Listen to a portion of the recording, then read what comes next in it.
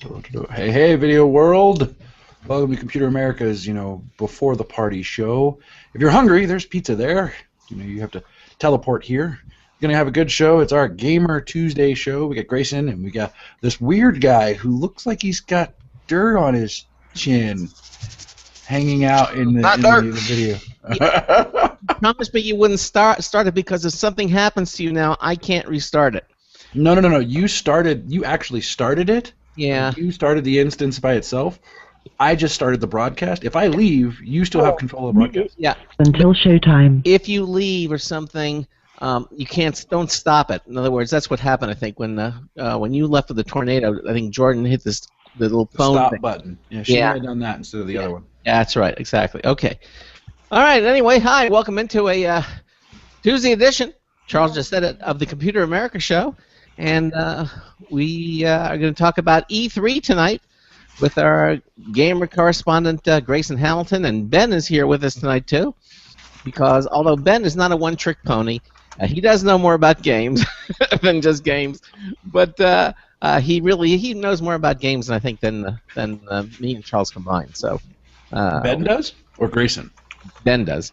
Ben knows more about games than I do, certainly. And I think he knows more about games than most people do, but so that's why we like to have him. I'm just saying, I have more high scores than all three of you combined. So that is true. 3 minutes. Oh, zoom. Panning, tilting, panning. I'm not wearing any pants. Now you're making me dizzy. No. I dropped the camera. My robotic camera positioning system is acting up. It is. Yeah. That's what you get for trusting Siri with your camera. Yeah, Siri. Okay, Siri. Move my camera around. I'm sorry, Charles. I can't do that. Maybe even OK Cortana. Do you actually have Cortana on your phone? I don't. Craig likes. I made one joke about it and it's stuck in his mind. So. Oh, that's one joke. Cortana.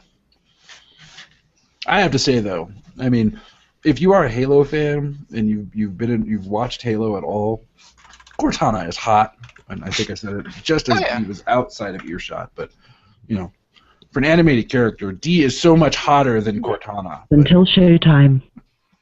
D? Yeah. Mm-hmm. D from what? From what franchise? The one that I'm married to. Oh, that franchise. Hello, what franchise? She's not in a franchise. At least I hope not. You're not in a franchise, are you, baby?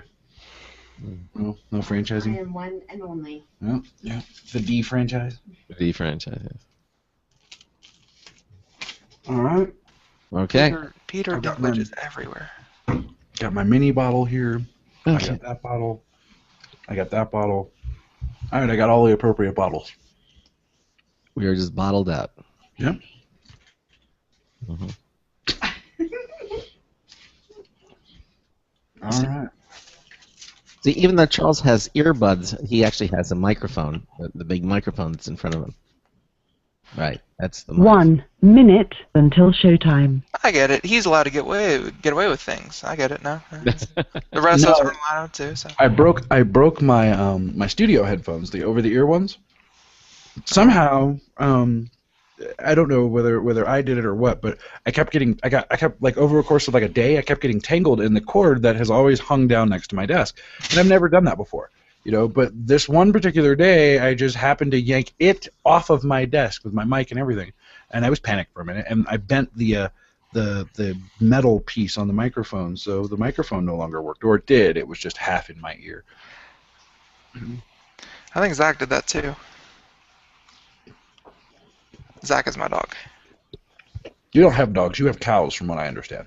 Horses. And they're adorable. I do have a dog here somewhere. Your show will go live in 5 seconds. She'll show up, I think. 3, 2, 1.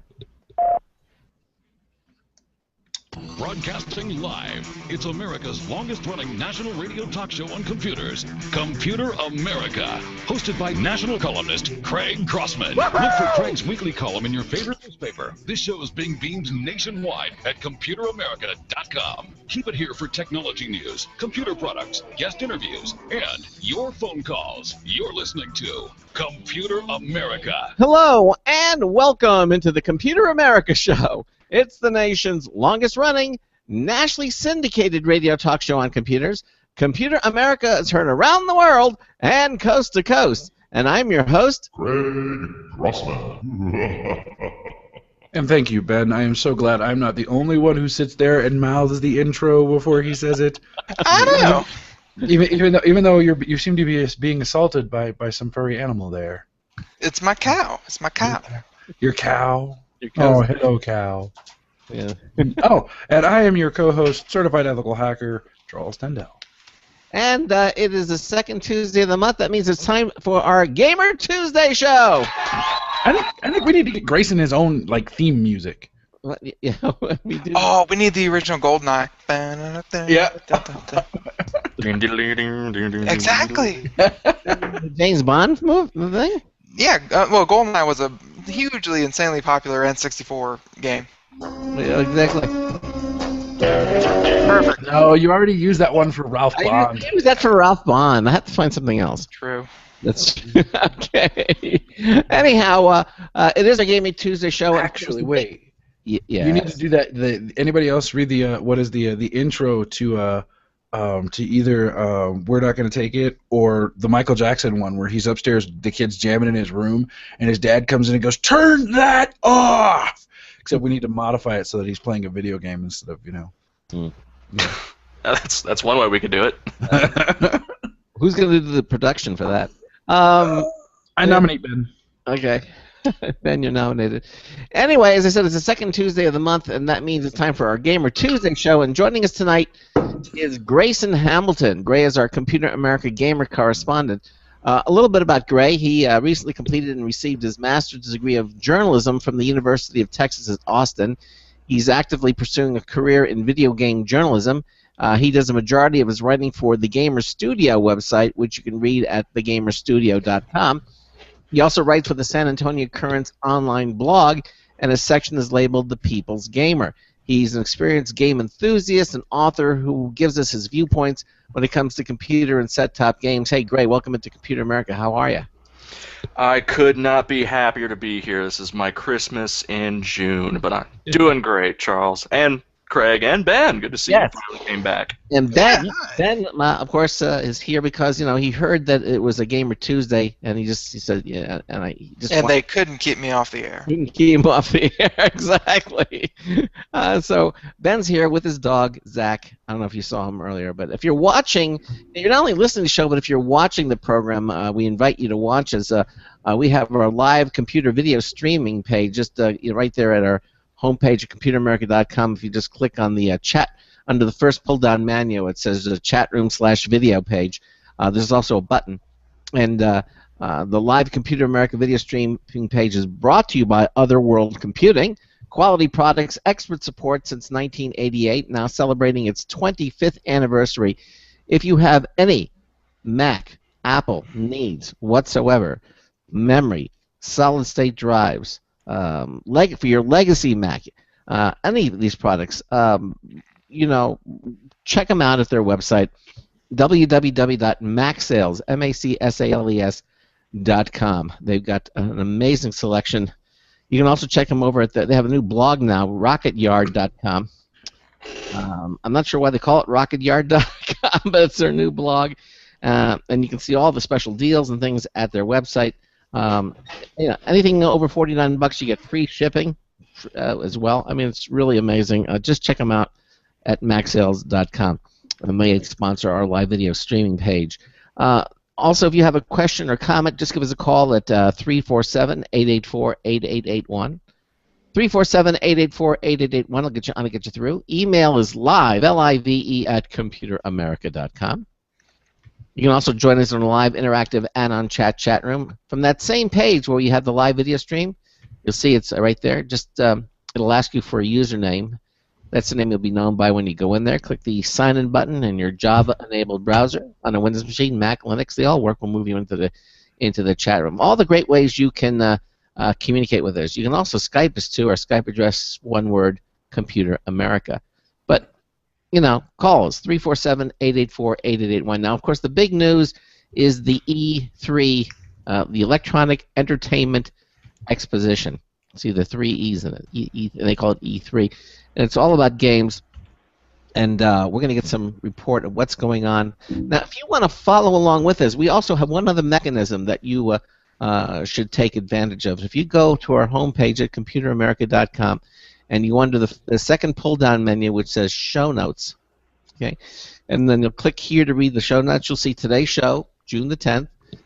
There's a link to Grayson's website there, and then all the topics we're going to be talking about tonight are right there for you to read. Everything they're going to be talking about right there in our show notes at computeramerica.com. One of the ways you can kind of follow along with the program.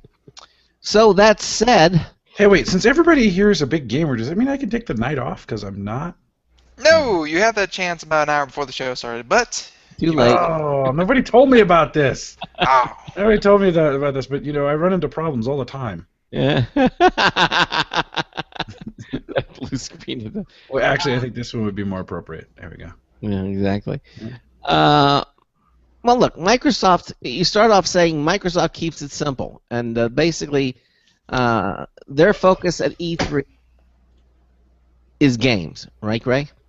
Yeah, it was. I mean, all in all, E3 is always about games. That's always what it's been about. And this year was, I think, to summarize everything in general, it was a by the numbers E3. There weren't any jaw-dropping announcements. There weren't any surprise hardwares or new consoles being thrown out there. It was as we expected. We had all 3 new consoles have. Our next-gen consoles are out, and different. All 3 companies had a different strategy going into this because. Wait, Grayson, what are the 3 consoles? PlayStation, Xbox, and what's the other one? The PC? The Nintendo Wii U. Oh. What? You're jiving me, right?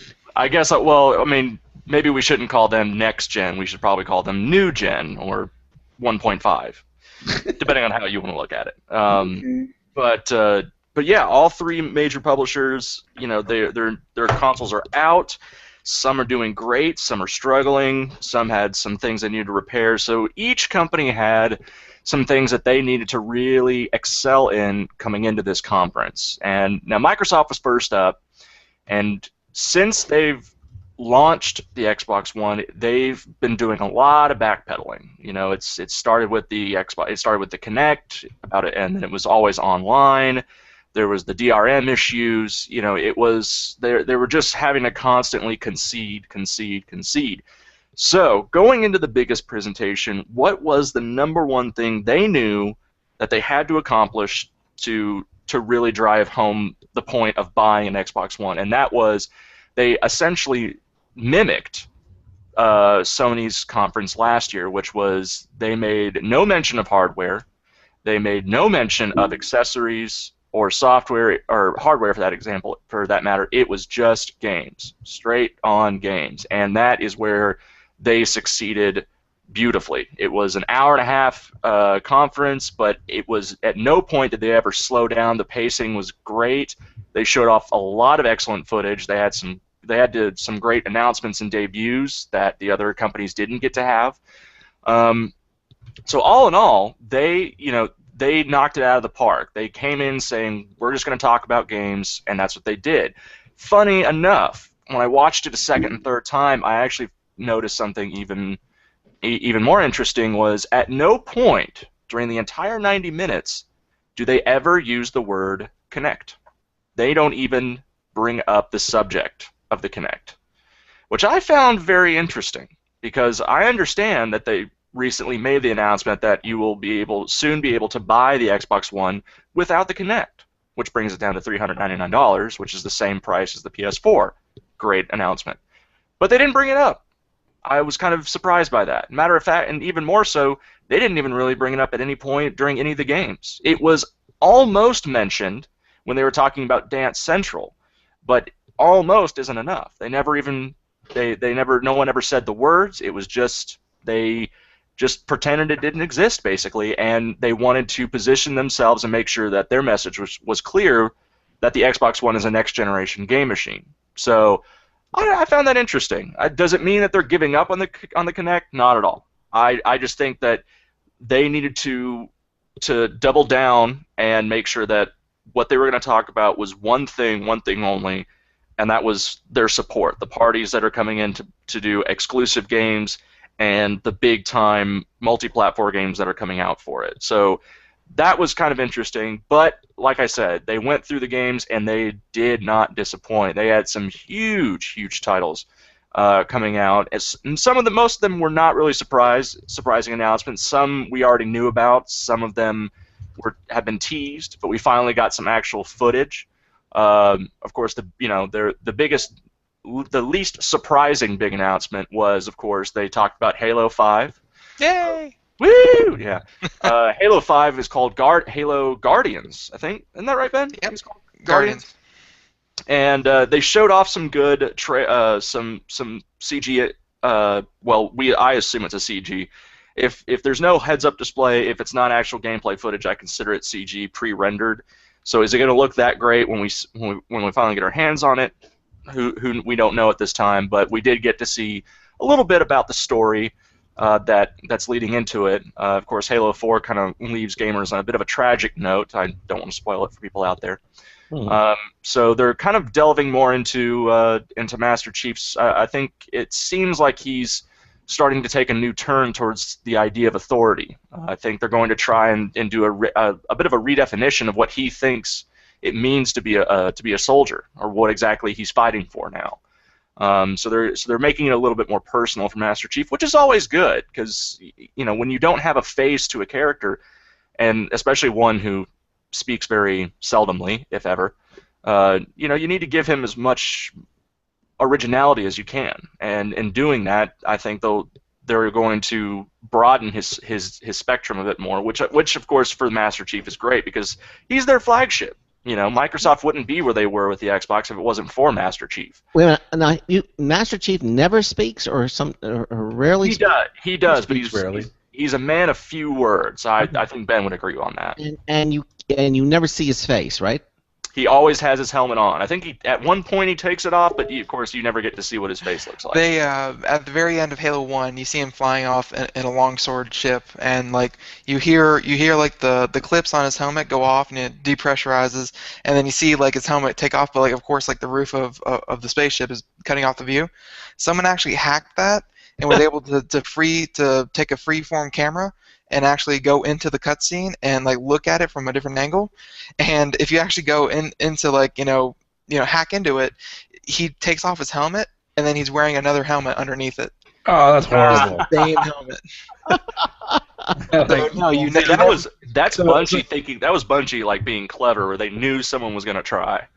I just want everyone to know, because I need to put this out there now. I am Master Chief. It's been I'm Charles also Iron Fidel Man all the along. entire time. That's right. Yeah. Well, because I guess they never want to put a face on them, because the psychological thing is what, Gray? Well, it's the same thing about the silent protagonist. Is when you have the absence of something, it's the ability for the gamer to project whatever they want or what they believe onto the character. If they leave Master Chief faceless, then every gamer can project what they think he looks like, and then they're okay with it. It's the same way that in a silent protagonist, he never speaks or he never has lines in the game, because the gamer is feeding the lines to him. That way you don't have to project a personality onto the character. It's just what you think Gordon Freeman in Half-Life is saying. That's what he's saying in my head. He might be, for me, he might be a very aggressive guy who's very proactive and wants to save mankind, and Ben might think of him as someone completely different. Maybe he's very timid because he's a physicist and he's very scared all the time because he doesn't know what's going on. It's infinite possibilities. So I understand why they would do it. But of course, it still begs I just want to see his face one time. Just just a half second, just like throw it up there, one frame, and then we're done, and that's it, But we'll never get that. I don't think we'll ever see We'll it. find out that it's really Ben, aka Pickled Chipmunk. Yeah, that'd be a great Shiloh twist right there. What happened to Ben? Ben just fell off. Oh, I'm sure he'll come back. Yeah, he just fell off. Come back, Ben. Come back. Now, of course, that was not the only Halo announcement. The other one was the brand new Halo Master Chief Collection, which was essentially they have not only remastered. The big rumor was that they were going to show off Halo 2 and remastered edition, which means Halo 2 with Xbox One graphics. I guess Microsoft fans are not only happy to get that, but the entire the entire Halo collection. So it's Halo 1, Halo 2, Halo 3, and Halo 4, all on the Xbox One, and everything, as they talked about, it wasn't just that, it was all that it was touting with it, that everything from the very beginning would be completely unlocked. You could go to any part, any chapter, any level of any one of the games to play your favorite moments. And every map for multiplayer would be accessible, every vehicle would be usable, everything would be customizable. It's the, as they say, the Master Chief experience. Which to a lot of people was like, woo, yeah, we got, you get this giant collection. I and several other people who were watching the show, I groaned and was very, very disappointed. Well, not disappointed, I was frustrated with this announcement. And I'll tell you this, because when you look back and think about this, what does the Xbox One, the PS4 have in common in terms of older games? And the answer is they are not backwards compatible. Why are they not backwards compatible? Because when you transfer over to the Xbox One, you will have to purchase these games again if you wish to play them. So while this is very great because you get a revamped Halo 2, so you can see it with even better graphics and play the same great story, you're still having to pay for this game again. Now, they didn't give us a price, and I suspect that it'll probably be at least $60. It might even be a little bit more. And for a lot of people, that's not a problem. And that's fine. I understand that. But as someone who would enjoy the Halo franchise and appreciate that, I do find it a bit frustrating about the idea that they consider this a bombshell announcement, whereas I see through to the point where it's just another means by which Microsoft can, I guess, I don't want to say force, but basically encourage any fan of Halo to buy these games again. Now, are you getting the privilege of playing them in better graphics? Yes, you are. So perhaps that is what you're really paying for, is the updated graphics and all the work they went through it. Now, some diehard people, of course, are going to say that you should always respect the game in its original form, kind of like, how I'm sure, Charles, the whole Star Wars debate, how, the original trilogy is the only one that matters, Han shot first, yada, yada, yada. I genuinely think, there's a fine line to be drawn between fanboy and crazy. Like, the purpose of any franchise is to be able to be expanded on. Like, some of them you have to put to rest, some of them you want to extend. And yeah, there are going to be those, what do we want to call it, the purists, just like with the Star Wars trilogy, But I don't know. I think I'm not a big enough gamer to make a real. I do remember, honestly, I bought an Xbox the original Xbox when it came out, right, specifically for Halo. And I know when I lived in the barracks when I was in the Army, that was the point. Literally, it looked like somebody had, like somebody's network had exploded in the barracks because we had Cat 5 cable running across the ceiling between different rooms, so we could all hook up into the same router, so we could play our LAN parties. We had a serious LAN party. Like, you walk down the hall there, and you literally had cables dipping down from the roof. And I remember that was pretty cool for Halo, and that was the only reason that I had ever bought Xboxes, And I think, the purists out there are going to be like, Halo is the one thing, Well, now this was the LAN part. This is where you hooked all your Xboxes together before they had the Xbox Live, and you didn't have to physically connect it, right? Yeah, we put them all on the same network and had to connect to our buddies. Old school multiplayer. Old school multiplayer, exactly. Now, Ben Ben, I feel like Ben probably might understand this, but I mean, now Ben, how do you feel? Because I know you're a Halo fan, you enjoy it, and the Master Chief Collection is enticing in that you get these 4 Halo games that are all that have been upscaled for Xbox One graphics, and you get all the things again. Are you comfortable with paying for these games again? Yes. Yes. It's because That's because Ben spends his dad's money. No. He writes it off as an expense. Maybe no. It's all. I mean, I'll be honest with you. I am heartbroken that I gave away my original Xbox to our. What happened? Oh, Pickle Chipmunk is frozen. Uh-oh. I'm going to finish his sentence with to have the privilege of playing it again.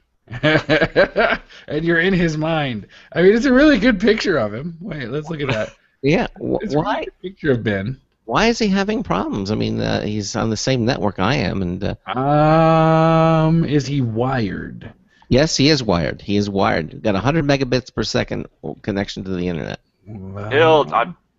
He'll figure it out and come back. But moving on. Yeah. That was, of course, there's so many games to talk about it, and we could get into Halo forever. There's so many new ones. Microsoft did have the privilege of announcing actually to me was kind of a surprise because because this announcement came rather quickly. I didn't expect a sequel to come up for another year or two, but they got to unveil Rise of the Tomb Raider, which is the direct sequel to Lara Croft Tomb Raider, which was back in 2012. Craig, you remember I told you a lot about this game and how I was a huge fan of it and did an excellent job. Wait a second. I'm sorry. Ben. Yeah, I came back. I'm doing something stupid. I tried to update my Java, which is an event in itself, and I'm trying to stop it all completely, and it keeps closing down my browser. I mean, meanwhile, look at the Pickled Chipmunk look on his face from his. Oh, it went away. Yeah. When it froze, it was like perfect. It was like silhouette. Oh. So you started to say something. Yeah, no, I started to say that I gave away. We gave away our original console to the neighbor kid who was much younger when we got the Xbox 360. I remember and that. so we gave away all the games. With our 360, I still have it here. Don't really play that much. I would rather have just be able to play all my favorite games on one console. And $6, the fact that I don't have access to a lot of these anymore, and the fact that I can play them all in one place, kind of makes up for the fact that I have to pay for them again.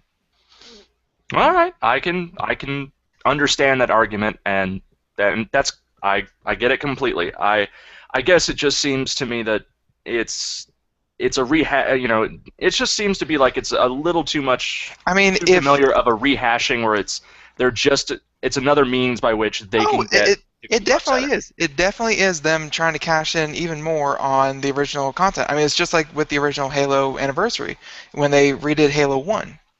Same exact thing. But, I mean, for someone like me who, I have the collector's edition of Halo 2 somewhere, Halo 3 I don't have anymore, stuff Reach somewhere. But, I mean, the fact that I can get all these games all in one place and then, updated graphics, don't really care either way about that. The original was perfectly fine. New ones might be okay, but not really a big thing. It's just having them again and having them accessible makes it worth it for me. But can this be seen as them trying to squeeze money out of their older, titles? Yeah, I can see that. But some people are going to go for it. All right, that's I completely understand the argument. So I recognize it, and I just simply say I don't quite agree with it, but I can understand the argument. All right. So getting back to E3. Yeah. So they did get to announce Rise of the Tomb Raider, which is a direct sequel to Lara Croft Tomb Raider from 2012 by Crystal Dynamics or Black Isle. I'll have to look that up. But it was actually very interesting because the half of the trailer is in a therapist's office, and we don't know it's Lara Croft until the end, but she's talking about the trauma that she experienced in the first game, and he's trying to help her get out of it, but she kind of alludes to this idea that perhaps she almost wants to kind of become this harder person, and it shows glimpses of her killing guards with arrows, how she's still part of, like, I feel like in a way her mind is still on that island in the jungle where she had to survive and I guess and quite literally kill in order to survive, and that's a very traumatic experience, and I think they're going to be playing off of that, which I guess is why it's called Rise of the Tomb Raider. Is now we see Lara Croft really truly assume her role as this very hardened, very experienced, and very lethal, treasure hunter. So it was a very cool trailer. It got me excited. Definitely look it up if you haven't seen that debut trailer already. And by the way, all these games I'm talking about, they have shown gameplay footage or trailer footage. So if any of you out there have a question or if you want to see these, it doesn't take more than a Google to find these trailers. Please watch them. So they will. Some of these will blow your mind of just how cool some of these games are looking. Moving on, of course, there was a big section on the new Call of Duty game called Advanced Warfare. And while I understand the Call of Duty franchise is major, it makes tons and tons and tons of money, more than the four of us will ever see in our lifetime or possibly ever imagine. So, of course, we had to show off the newest Call of Duty, which is definitely, I would say, futuristic. There was a lot of AI drones flying around. There were some kind of robot termites that I looked at and went, "Is that from The Matrix?" And go watch the trailer. You'll see exactly what I'm talking about. It looks like those squid robots from The Matrix. And I was like, all right, well, I guess that's in this game. Is this the one with the trailer has Kevin Spacey in it? No, well, that's another. I mean, Kevin Spacey's in another of this trailer. This is the actual gameplay trailer that they showed during the conference. And apparently, soldiers now have jetpacks, so you're kind of like Iron Man, and you have grenades that you throw in the air, they levitate, and then they act like homing missiles. So really, it's just kind of like it. The more I was watching this, I was like, so this is really just everyone's just Iron Man. You don't have to really have to aim ever. You can just throw it in the air, and it'll kill someone somewhere. So it's like Call of Duty. Exactly. Yeah. I guess I shouldn't be surprised. Yeah, it's Call of Duty. It's easy. One that I was really excited to see is from Valve, and it's called Evolve. It's from the same team in Valve that did Left 4 Dead, and it's another team-based shooter, but it's got a little bit more of their Team Fortress aspect to it, where you've got 4 players who are all specific classes, and you go against these giant abomination creatures, aliens, and as an added bonus, you can play the monsters, not just as in like Left 4 Dead where they have it in the multiplayer like versus. We're talking about as the actual story. One of the players can be the giant squid-like, which kind of it looks a little bit like Cthulhu, and you get to be this giant monster and just whip up on your friends, which to me I'm all for, because there's nothing better than crushing your friends' dreams in video games. Oh yeah. That's why we play video games, right? Yeah, just to be the one guy out there, just to be the party pooper. Oh, nothing better. Nothing better. Exactly. We got to see Assassin's Creed Unity, which is the new one of the new Assassin's Creed titles coming out. There's 2 Assassin's Creed titles currently in development. One of them is for the PS3 and the 360. This is not the Assassin's Creed Unity is the next-gen version. It's the one that's being made specifically for the PS4 and the Xbox One. It takes place in 18th century Paris, France, and what made the footage really interesting was that is that you can play 4-player co-op in the story. So it's not just you commanding 3 other AI assassins, that you and 3 of your friends can play the story as 4 assassins. And as the trailer showed, the gameplay footage showed, it seems really, really cool. The ability, kind of like Ninja Turtle style, where all of you jump from ledges onto your enemies, you're taking out multiple guards at the same time. There's this great sequence where the 4 of them are sneaking through a mansion, and you can just see them, each one in the background, just taking out guards to allow the other ones to continue through. Just the teamwork aspect was really, really impressive.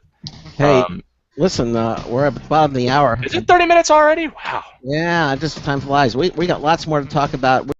We're just in Microsoft and all the games and that we're talking about.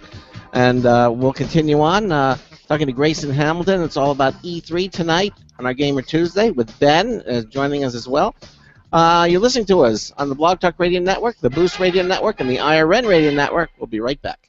Hey everyone, have you heard about the No hair removal device that's sweeping the globe? If you want to go weeks without shaving and get smooth, professional quality results, here's our favorite host, Cheryl, for No hair removal. Thanks. Hey gals, I love talking about my No. It's this cute little hair removal system that you can take with you and use almost anywhere at home or on the road. No more expensive in-office treatments, painful waxing, and no more wasting your valuable time. Got unwanted facial hair? No has patented thermocon technology that works on all hair and skin colors, so it's perfect for using on all body parts. And now you can take advantage of this incredible risk-free trial. Get the No, the facial kit, a travel case, and a $100 discount shopping card, and you don't risk a penny to try it. Try the incredible No hair completely risk-free. Call 1-800-953-5415. That's 800-953-5415. 800-953-5415.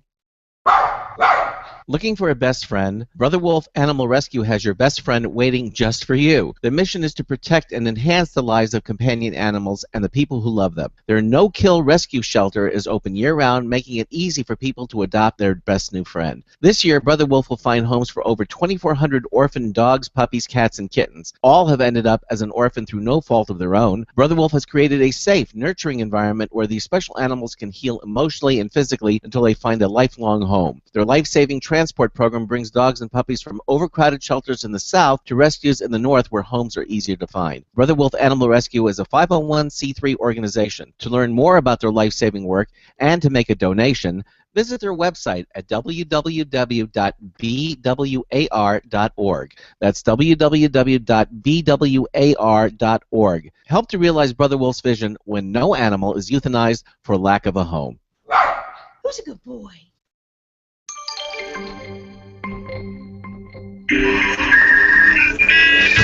Hello, this is Marty Winston for Computer America with a News Tips Bulletin review of the HP NV5530 and Instant Ink. We'll let the tail end of that wag this dog. The new HP Instant Ink service works with selected printer models, SMB, small and medium business scale, monitoring the number of pages they print, and based on that, automatically reordering ink, which is shipped to you. The lowest tier is $2.99 for 50 pages a month. To let us review it, they provided an HP NV5530 all-in-one printer, a decent performer that could be a good idea for a small business or somebody just starting out, or even occasionally for college kids who have a lot to print. The program anticipates when ink runs out, so chances are you get the refill before the printer runs empty. The weakness is that if your week-to-week, month-to-month usage isn't fairly consistent, or you're not sure how many pages you print, you could easily sign up for more or less ink than you need. If your usage is consistent, the program's ink pricing is better than retailer pricing. We note that this represents lost revenue to retailers. Bottom line, for many people, the new HP Instant Ink program may prove a good value, and one of its supported printers, the HP NV5530, is more than capable as an SMB workhorse. This is Marty Winston at the News Tips Bulletin for Computer America. I had to enable my anti-Marty dialing into my brain device. Because every single time that thing dials up, I feel like he's dialing into my brain, or I'm connecting to some world internet. But anyway, thank you, Marty. We always enjoy the news tips here. We are 34 minutes after the hour. In the first hour, we are talking to Grayson Hamilton, me, and some guy that I picked up to sit in for Craig Crossman, and then we've got Pickle Chipmunk. How you doing? Pickle Chipmunk. I understand. Pickle Chipmunk, he's slowly but surely working his way back into the co-host seat, but it's okay. It's all right. I drive a big black Lincoln, so if that car that follows you around slowly, Benjamin. You know, you're not the first person to follow me around slowly, so. I'm just saying, my guy's got a baseball bat. Just. Huh. Yeah. Craig. Well, actually, what we haven't told you, Craig, is that Ben and I are plotting a hostile takeover. You know, it's now going to be Ben's Computer America with Charles Tindall. How are these secrets? They're just being thrown out left, right, and center. Just see. Oh, was I not supposed to tell him? Okay, sorry. I'm just gonna wash my hands of this and back. What were we talking about? I don't. Video games. What we were talking about. And E3 and everything that's going on. Now up to this point, we've seen basically a lot of sequels. I mean, Evolve was an original title, but all of these were sequels of franchises, so it was kind of like, all right, we've been there, we've done that. We need something new. I want something. People are starting to say there's got to be something original, because you always need originality in this industry. We want something cool, something fun.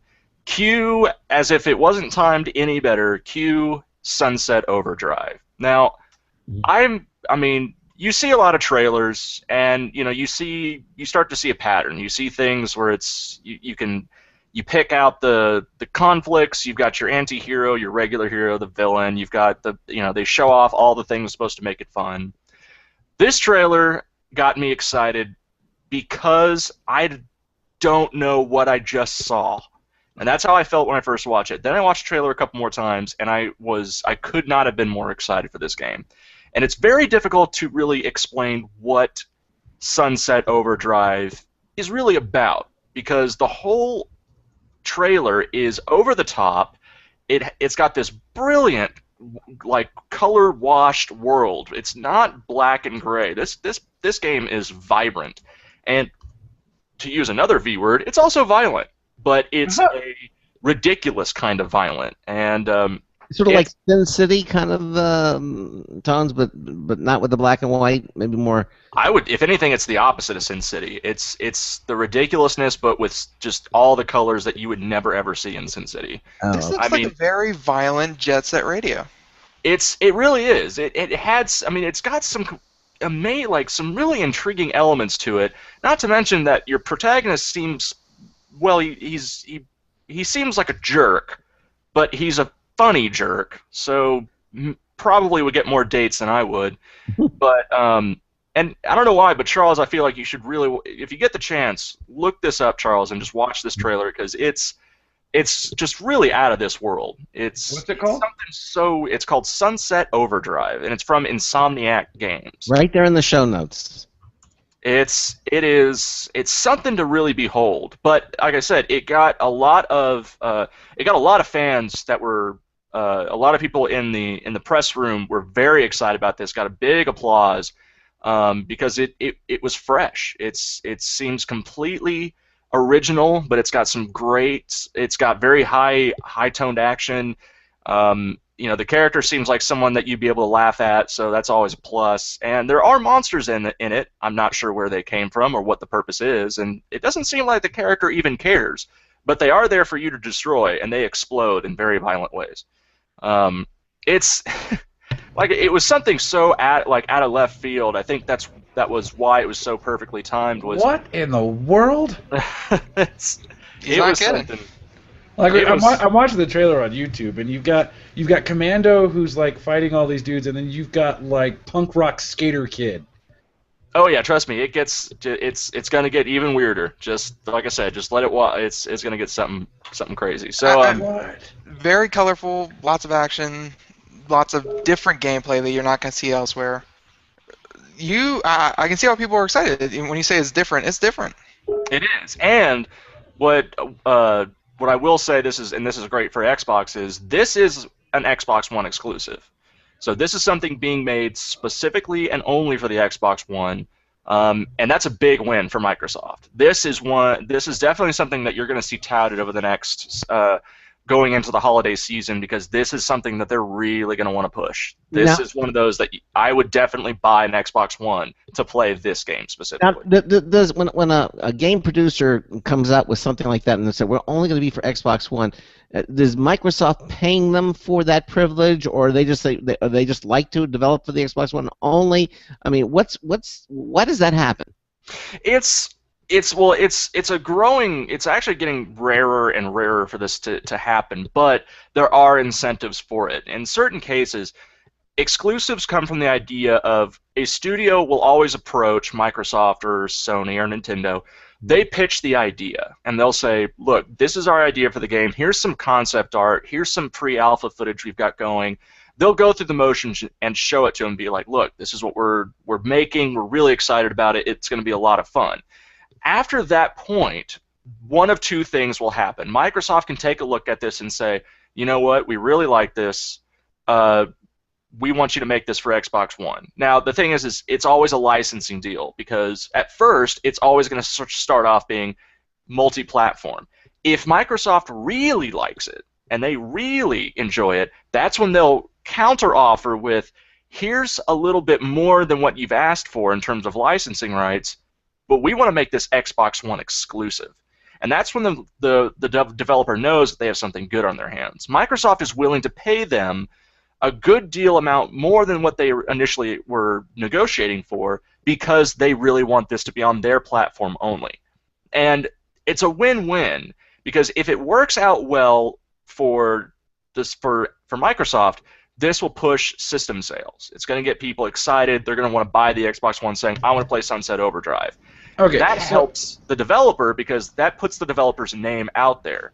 Is if this is, if Insomniac was the first time out and they were getting this puts them at the front of the line, and all of a sudden Insomniac Games becomes a household name. Now, it's not the case. In this case, that's not what's happening here, because Insomniac is already a household name. Insomniac's been around for years, and they've done some fantastic games.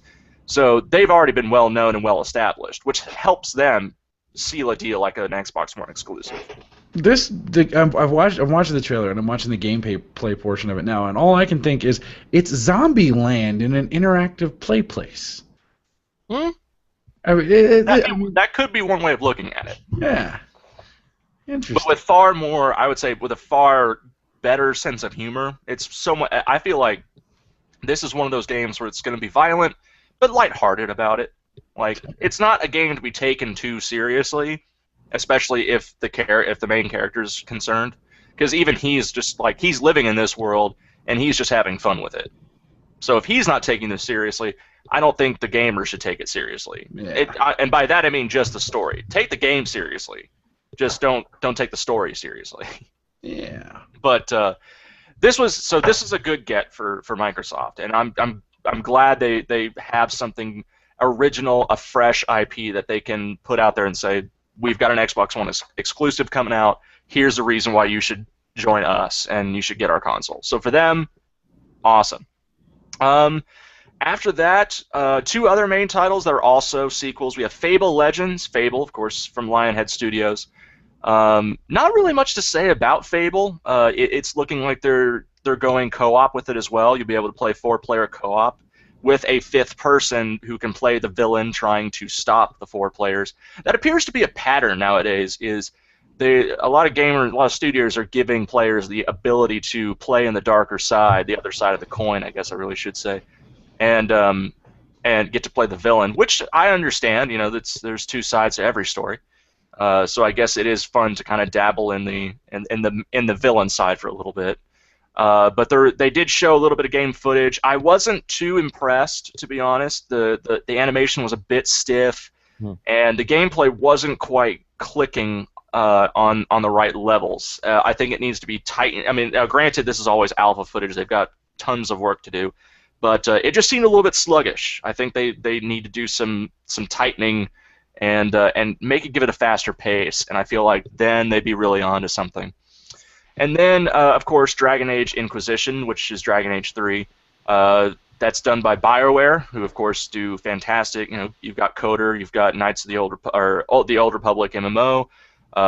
Their Dragon Age will be the third one, and that's looking as far as graphics are concerned, Dragon Age is looking the most impressive by far. They're the ones that are really pushing the envelope for realism, for rate capture, for environmental design. They're really going out there with Dragon Age, and that's going to be great. I think that's going to be the prettiest looking of all. Dragon Age, yeah, exactly. Dragon Age Inquisition. Now, what I going past this, because this is definitely worth talking about, is I was happy to see that, well, for Sony and Microsoft, both of them gave good attention to the indie spotlight, and I was very, very happy to see this. Is both publishers have exclusive indie games that are creative, innovative, and they look like a lot of fun to play. And that's what I was happy to finally see, is because we've been seeing whispers of it, and I wish the indie crowd would get more exposure, because at E3 it's always about the big games, but some people should really show off these indie games, because a lot of the time, it takes months between AAA titles to come out, and it's growing that more and more people are spending money through Xbox Live and PlayStation Network to get these indie titles, and some of them are just fantastic. I've just played one recently called Transistor on the PlayStation Network, and it was phenomenal. As an indie game, it was the best 6 hours I've played in a very long time. It had me entertained, it had me going, I was having a great time with it, and it's not a complicated game, it's just fun. It was a great little take on the idea of what happens underneath the screen of a computer. Let's put it that way. I don't want to give anything away, but it has a lot to do with computers. Okay. But in this case, they showed off two really fun ones. Ori and the Blind Forest, which is from Moon Studio. This is their first major indie game coming out. It's a side scroller, but it's got a very Japanese, very artistic form to it. For those out there who've ever played Journey, which I will always remember Journey. This is one of those kinds of games where it takes the idea of making a game that also embraces art, and it uses art as a means to tell a story. It's like Myst. In a way, Craig. Yeah, it's a different take. It's not about explosions and guns and violence and all that. That's what sells, yes, but video games can tell stories on a deeper level, and Ori and the Blind Forest is right there in that vein. That's what they're looking to do, and it looks beautiful, and I'm excited for that one. And plus, the other nice thing for people is indie games are always cheaper. That's another great thing. Ori and the Blind Forest might just be $20, and if it's better rated than some of the AAA games out there, why should you pass up? Why pay $40 more when you could pay for this great game? The second one that they showed off, which was very creepy, and it's not like a scary vibe. This game had a very unsettling feeling to it, and that's what really drew me into this game. It's called Inside, and it's a side scroller, but not in the sense that it's not the kind of side scroller you'd expect. This is another one that I want to say, look up the trailer for this game, because it's something kind of it's a side scroller, but not one that you've experienced before, and they're very vague on what the creepy feeling is. But it's good that they do so, because it draws you into it. You're not sure what there seems to be something chasing this guy, or some kind of malevolence that's kind of hovering behind you, but you just don't know it. And so it's this person who's experiencing this very depressed, sad, creepy, mechanical world. And I would say it reminds me of, if anyone ever read the book 1987, does that ring any bells for anyone out there? No. Yeah. Okay. Well, 1987 had a very authoritative, dictatorial feel to it, where this world was created, but it inhibits special abilities. It makes everyone completely normal. They all look the same, and it's very gray and black and white, and there's this one person who just strives to break out of it. And that's the kind of feeling you get from this game, from this trailer for Inside. It's very beautiful, but just in kind of a sad, sort of dark way. Definitely look up this trailer, take a look at it. I think it was really impressive. Also, I was happy to see that there were some surprise announcements for all three parties at E3, and everyone loves cult classics. There's games out there that everyone loves that just say, "Man, I wish they'd bring this back," or "I wish this would come back." Well, Microsoft, of course, is not to disappoint, and their big announcement was a reimagining of the cult classic game that's only on the Xbox, the regular Xbox, Phantom Dust. Ben, did you ever play Phantom Dust? I don't think I did. You didn't? Oh, shame on you. No. Look up, if you ever get the chance, Phantom Dust was a very cool, very unique kind of strategy game. It incorporated a lot of, it was a card-based game, but it goes much further than that, and it was kind of like this very unique aspect on the idea of heaven and hell were taking this giant battle out on Earth. And it was done so through these kinds of card decks that Angels and Demons had created. And it was just really unique, a lot of fun to play, and achieved cult classic status. A lot of people love playing it, and so their announcement was that they are bringing that cult classic back specifically for the Xbox One only, and that got a really good response from the crowd. And there's apparently a lot of Phantom Dust fans out there. So it was another great announcement for Microsoft to bring on. And then finally, there's always the mic drop. And that's the thing, is these shows are always about presentation, and style. And you always want to leave the crowd with something big. You always want to end on a good note. That was the thing with Steve Jobs when he would do his thing. He would finish the whole thing. He says, "Oh, and one more thing." That was his favorite thing. Yes, and every company did that. They all had their mic drop. Yeah, he had that one more thing, and everybody was always waiting. That was one of his favorite things, and he used to look for. They don't do it anymore, obviously. But that was that, and then the one more thing was the big introduction to something. Yes, and so Microsoft's mic drop was the announcement of a third Crackdown. Now, Crackdown is this very addictive open world game. And there's Crackdown and Crackdown 2. It's definitely one of those big city kinds of games. You're in a giant city. You're part of this what's called the agency. They're a police force that are trying to take out the gangs, gain control of the city. And of course, all your agents have superpowers. You could do strength, and you'd be able to throw cars. You could do the Superman jump and leap across buildings. It was just a lot of fun that you could get to have as this police officer. And that was their announcement. Is they had this huge trailer of 3 agents just leveling a building within a minute. And they used nothing more than their hands, a bazooka, and a sniper rifle. It's a very high adrenaline trailer to watch. I don't know if you remember, but the original Crackdown was the only way to get into the Halo Reach beta. And so people, and like a lot of people just bought Crackdown just to get the beta for Halo Reach. And then and then of course the beta ended, and it was still a couple months until the actual Halo Reach came out. Turns out Crackdown was a pretty fun game in itself. And it was like, oh, by the way, this is actually a good game. Yeah, and that happened. So, I mean, seeing that they're getting a second one, I love the first one. Oh, it's a third. There was a Crackdown 2. Oh, yeah, well, yeah, you're right. So this is a third. Well, good that they're continuing. It's just high adrenaline, super person jumping around town doing stuff. Love it.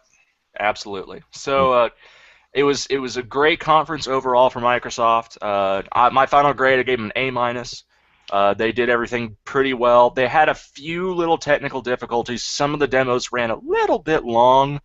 Some of the games didn't really impress. Like I said, Fable Legends kind of was a little bit of meh. I'd like to see more of Ori and the Blind Forest inside. The Assassin's Creed Unity trailer was good. I'd like to see some actual gameplay footage from Rise of Tomb Raider or Halo 5 for that matter. But beggars can't be choosers. So all in all, their conference. Are you saying with the Lara Croft character? Because you told me this was a reboot of Lara Croft, but it wasn't the Angelina Jolie, buxom. Pistol, the foxy pistol packing mama type of thing. And this one was But it sounds to me like this second iteration. What is it that I heard about foxy pistol-toting female? Angelina Jolie playing. We're talking about my new cosplay idea. I'm going as The original Lara Croft. You're going as the original Lara Yes, Croft? the short shorts work wonderfully with my skin tone. So Yes, Ah. so yeah, something else you didn't know about then. But no, but It makes sense. I mean, I know who he's related to, so. So White belt. are you saying that then this next version she is becoming more like the Angelina or the original Lara Croft character because she's becoming hardened and she's becoming she's not quite as traumatized and all the things that the original character in the first game was? I would say, well, see, the thing is, the original Tomb Raider games, it wasn't until later on in that series that they started to look into Lara Croft's past and how she became a Tomb Raider, but it was never as emotional or as intense as this reboot is. So what they're doing with this sequel is they established, the foundation. They showed us the trauma that she went through. And in that trauma, she found something inside of herself that she didn't think she had, and that was not only courage, but the true survival instinct. How far she's willing to go to survive. Okay. And now we're seeing the aftermath of it. Naturally, this was a very traumatic experience. So she's back home. She's trying to get over it, and in some ways, it looks like she still her soul is still back on that island. That it awakened something in her that she wasn't prepared for, and she ends it with kind of this phrase where she's talking to herself, saying, "Maybe we're all meant to become something." And it's supposed to leave. I think it's supposed to leave us with this idea that she wants to explore this intensity, this darkness that she's found, and in doing so, it's going to lead her to become what we remember as Lara Croft Tomb Raider. Now, I want to make it very clear that she's not going to be the same witty bosomed Angelina Jolie. They've gone to every length possible to cut that part of Lara Croft out of this imagination. This is taking it from the beginning, and it's giving her a whole new violent, origin story that quite frankly makes Angelina's character look like just a face with ample chest. Okay. This is a girl that, remember, she was 22 when she experienced the first trauma, so she's maybe 23, 24 at this point, and still dealing with all these nightmares. So she's not this confident woman who can be put into a pit with these guys and be just fine and come out of it. She's been broken. She's willing to put herself back together, but she will never be the same. And I think that's what this game's going to explore is who she is now. She might be Lara Croft in name, but she is transforming, probably mentally and emotionally, into the character that we know as Tomb Raider. Got it. Okay. So I'm very excited. Let's put it that way. It was a facet of this character that I'm happy we are exploring finally, because that character does deserve what she's getting now, and it's going to be a lot of fun, and it's going to be I think it's going to be a great roller coaster to experience. Now, fun fact, the original Tomb Raider 1, was originally supposed to have a guy main character who was just a guy going through exploring tombs, Indiana Jones style, and having fun. At the very end, they're like, let's twist it and put a girl in. Why not? There are enough girls in video games. There weren't. And then that led to Angelina Jolie and all the iterations now. So that was the thing about Tomb Raider. It was the first, action game that the star was a girl. I mean, no one had actually really. But everything in up to and including Angelina Jolie was just from that little twist. Instead of a man, let's put a woman. I think this really involves, an actual drama-filled past. Right. Well, listen, coming up in the next hour, we've talked about pretty much what Microsoft's doing. Now we're going to take in the next hour with Grayson Hamilton, we're going to look at what Sony is doing. And you've kind of labeled it Sony's best of times, Sony worst of times. What's the author? The Edgar Allan Poe. Did you just make a statement from A Tale of Two Cities and contribute to Edgar Allan Poe? Worst of times, yes. This is what we're going to be talking about, and what Sony had to reveal. That wasn't Poe, was it?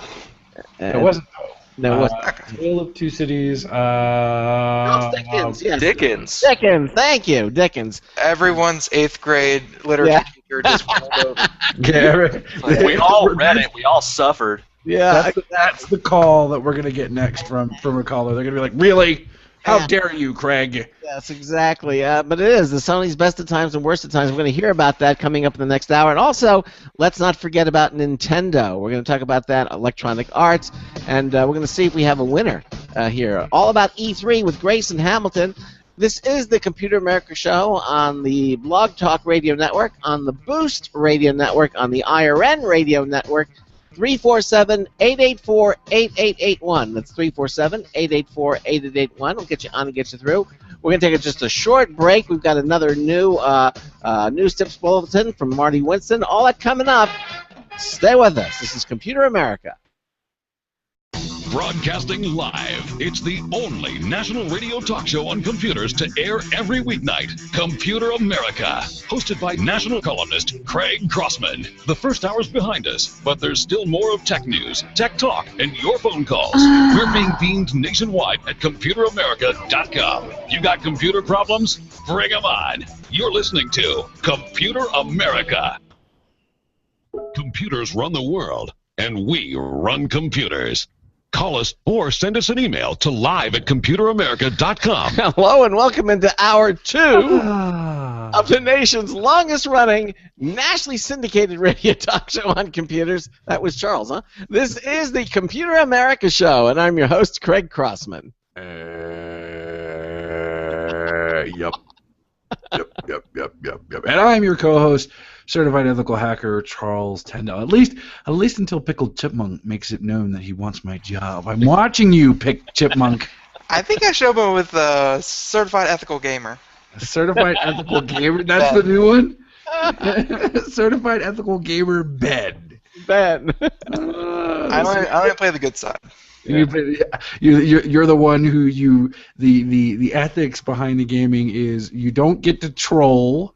You always make sure that there is not a hot mic when you sneeze, cough, or otherwise distract your teammates during a and then you always end the game with GG. Good. Oh God. Hey,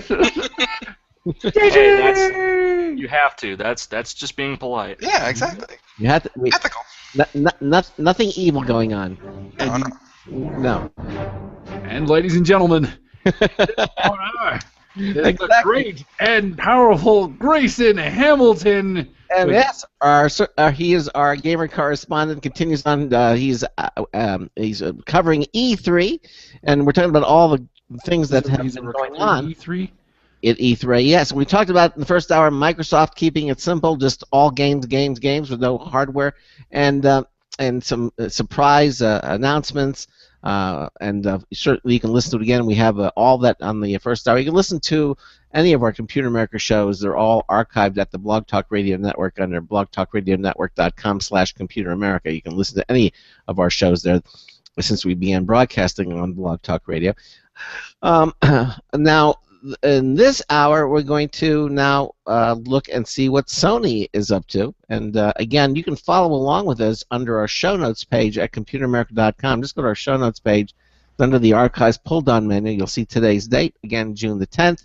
And everything we're talking about is listed right there in the show notes, so you can follow along with us. Of course, you can also call us, 347-884-8881. If you have any questions about what we're talking about tonight, 347-884-8881 will get you on and get you through. So what's Sony up to, Ray?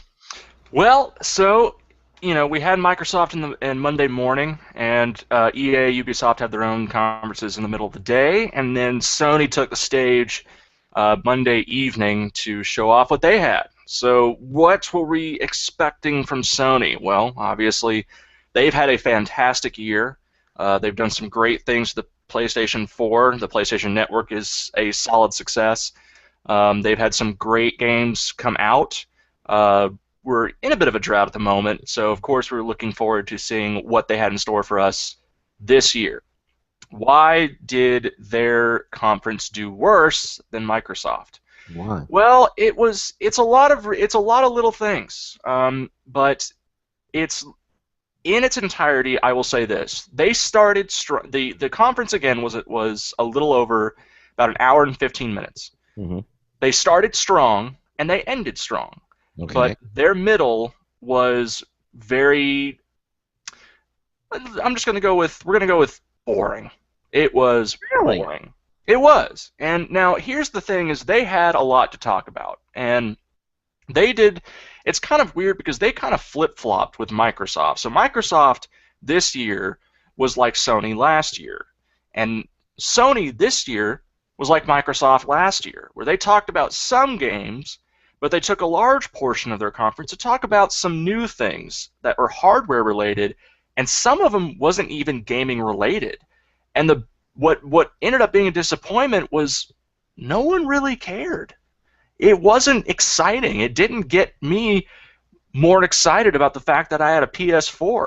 I mean, sure, I might take a look into it, but in reality, it was like, nah, that doesn't seem really enticing to me. And it turns out it didn't really seem enticing to most of the gaming community. It was kind of like, yeah, I see your point, but what's the big deal about this? Now we'll get into that in a little bit. So let me just at least start off with the beginning. It was interesting because we've talked about Destiny, which is the new title from Bungie, and it's multi-platform. It's going to be for PS3, 360, Xbox One, PS4. Microsoft didn't have anything on Destiny, which was interesting, but that's because Sony, I think, claimed them first. So they started off with this giant 2.5-minute, beautiful-looking trailer for Destiny, which kind of gave an idea of what we're looking at in terms of Destiny. It is a first-person shooter adventure, and it's going to be open world. It's going to be MMO. You know, it's a very ambitious title, and it's something Bungie has put apparently years upon years of time and resource into. So it was good to finally see that. One of the cool things was it was narrated by Peter Dinklage. For anyone out there who's a Game of Thrones fan, he plays Tyrion Lannister. So it was very odd to all of a sudden see this robot, and I was like, is that Peter Dinklage? What? Is this Game of Thrones? Is there a game coming out for Game of Thrones? He was also in the new X-Men. He's everywhere lately. Oh yeah, awesome. He's He's by far one of the okay with that too. He's a very versatile actor, and I mean that's what makes him so good. And I mean what I love about him in Game of Thrones is, I forget what was it, season 1, where he goes up to the kid who's now the king, right? And he makes a statement about how he's about to slap the soul out of him.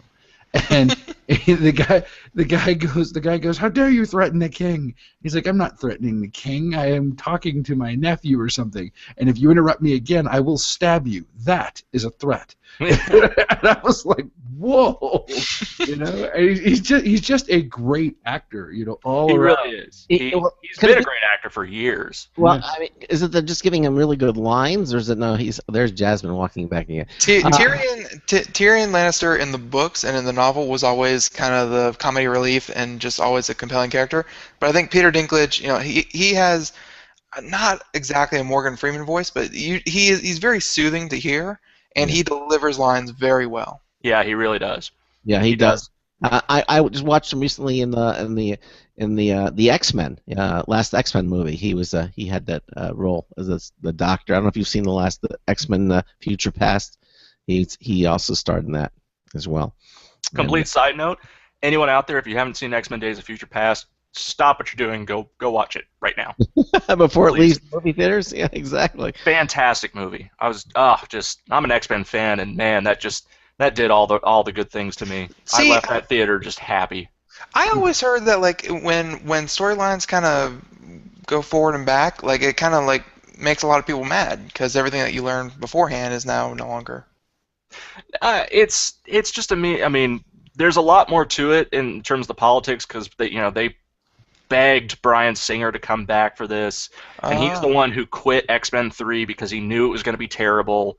And lo and behold, X-Men 3 was terrible, and now they want him back. So of course he was like, "I'll do it, but we're doing it my way." And whenever you actually can manage to get Fox Studios to say you can do whatever you want, that's when you know you've made it. When Fox bends a knee to you, and so Bryan Singer just knocked it out of the park, and I couldn't be happier with what he did. Yeah, not everything he does is successful. I mean, look at his last Superman movie, Superman Returns. I'm not saying he's infallible. Mm-hmm. I mean, yes, he quit X-Men 3 and then he went to do Superman, and that was, well, it was very disappointing. I mean, Kevin Spacey was cool, but the movie itself was disappointing. Did you like the newer one, the Man of Steel, though? I thought that was excellent. Yes, I was very happy with that. Of course, it was Chris Nolan. I mean, he so far has yet to falter. So I mean, right now, Chris Nolan's batting 100%. You should never bet against him. Him and Joss Whedon. Yeah, so, outstanding directors. Yeah. That's what I would say about that. Now, so getting off tangent there, but yes, Peter Dinklage is narrating for Bungie's game Destiny, and I think that's just really, really awesome. My life needs more Peter Dinklage. Going off of that, they showed off some really, really cool trailers and some good announcements. We heard about their exclusive, which is called The Order 1886, and we got to see some actual gameplay footage, and I have to say, it's creepy. It is scary. I'm not even sure what this character, I mean, he's going through the basement of some kind of abandoned factory, and he sees what at first looks like a zombie, because it's eating a corpse, and then all of a sudden it turns into a zombie werewolf. And then the zombie werewolf chases him, but it also can talk. So it's now this English-speaking zombie werewolf. And by the end of it, it was obvious that this character was going to die. And by the end of it, I had to change my pants. So whatever they're trying to do with The Order, they're succeeding. And I mean, I'm still going to play it. I'm just going to play it in the daylight with my doors open and someone on the phone with me. Very effective game, obviously. Oh yes, I was there. The trailer, excellent. Gameplay footage, even better. One of the bigger announcements that they were excited about was Little Big Planet 3. Now this isn't really surprising because Little Big Planet and Little Big Planet 2 are adorable, and they're just awesome side scrollers. They're just so much fun to play. So it was a matter of time before Little Big Planet 3 would happen, and we got to see some amazing footage, or some great footage for Little Big Planet 3. And with the inclusion of Little Big Planet 3 is, of course, co-op. They now have 3 new adorable characters. It's not just Sackboy anymore. It's these other linen-looking dolls that one's a puppy, one's I think a bunny rabbit or something, but it's adorable. Let's just put it that way. And so it's got this great, it adds that level of strategy to Little Big Planet with 4 people playing, which is fantastic. Had a lot of people just very excited for it, and of course, there's no reason, franchises. That's their Sony. It's another one of their Sony exclusives. No surprise to see a third one in there. We did get to see some interesting trailers, one of which is, this is another one I want people to look at because I don't know what it's about, I just know that it's very gruesome, and it's called Bloodborne. Now, Bloodborne is made by the studio called From Software, and they're known for doing Demon Souls, Dark Souls, and Dark Souls 2, which are infamous for being some of the hardest games ever created. And Craig, I remember telling you about this, and Ben, actually, I remember telling you about it too, was like these games, to say they are difficult is an understatement. These games are devastatingly difficult, to the point where you will throw a controller or your dog or something at the wall. So they are making this game, and I'm not and the thing is watch the trailer because, and I say this just for those out there, it is gruesome, and I mean that in the sense of it's not violent like people killing each other, but it's obvious that there's some kind of virus, some kind of darkness, and it has mutilated much of the world. And I'm not sure exactly what has happened. They don't give us very many details, but it's obvious they're going very dark with this game, even more so than Dark Souls, pun intended. So that was another one. So is it going to be one of those games, like did they say anything about the gameplay, if it's going to be one of those, we only reward perfection? If it's coming from them, yeah, then I'm going to assume that yes, it's going to be another game where it demands perfection, which means you're going to die a lot, you're going to scream a lot of profanity at your television. If you live with parents, they're not going to like you as a child. It's going to cause some problems, but if it's well designed and it's a brilliant game, you can't really fault them for it. And I don't. Just because Dark Souls is hard does not make it a bad game. It's actually, Dark Souls is a fantastic game, and I loved playing it, even though it made me, throw things and break bottles. That's the sign of a challenging game. And to be fair, games have lost their edge in terms of difficulty in the past decade. And Ben, I know you'll agree with me on that. Oh yeah. No, they seems like people kind of tied in what it means to be a good game. They tied that in with how easy is it for them to come away with a good experience. Not all games you need to come away with a good experience. You can come from Dark Souls or Dark Souls 2 and say that was really hard. I hated that, and then you can look back and say, but I finished it and I feel good for finishing it. Yeah, it's definitely an accomplishment. Moving on from there, we did get to see, we heard the announcement of Far Cry 4. Far Cry is another very successful open world game. Has taken place on an island. It's also taken place in a Serengeti, but essentially they just take a very large place, a jungle, a canyon, something, and that's where the game takes place in, and you get to have your freeform planet. This is exactly the same thing. We don't know much about the story, but in terms of Far Cry, to be honest, not a lot of people care about story. It's just a means by which you get to be very creative with an open world, and you get to take over drug dealers, you get to take them out, a lot of guns. It's essentially what Far Cry has become known for, which is jungle survival. And there's, like I said, there's nothing wrong with it. It's just in terms of, for as far as originality is concerned, there's no surprise here.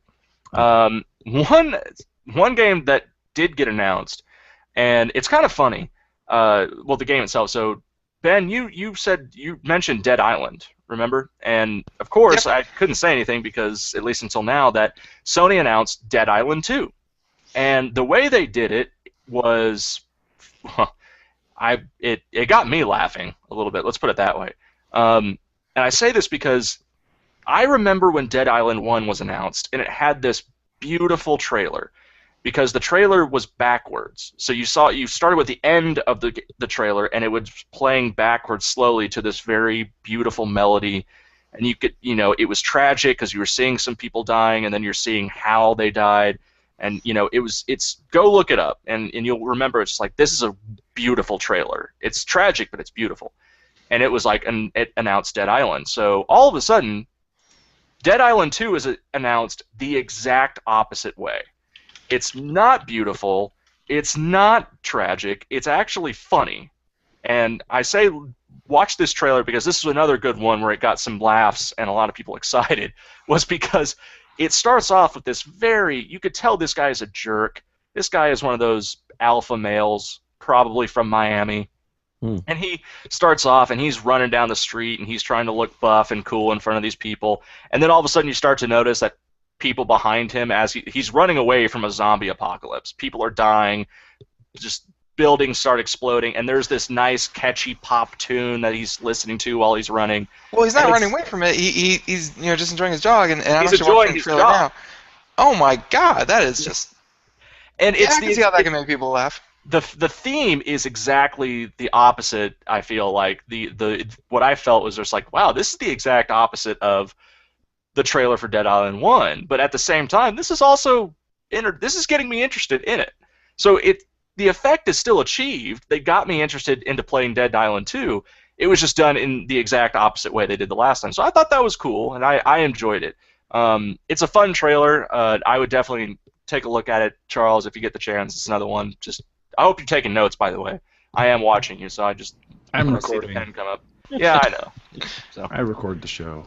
And I play it back because I am the video monkey. So what happens is when people go and they try to watch the video stream anywhere else, I have to quickly scramble and pull up the archive from my computer and serve it to them. Yeah, absolutely, yes, of course.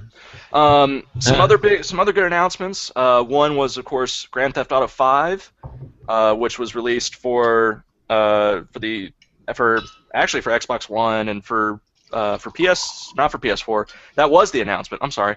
The announcement was that GTA 5 is coming for the PS4 and the PC, which of course everyone has been waiting for. I've been waiting to have it on my PC for a long time. I will still get it on the PS4. I just know that I will enjoy it more on the PC. and that's more just because of the style of the game. You know, it's another open world. It's third person. It for me, it's more entertaining when you have more control, which is what the PC's always been good for. So.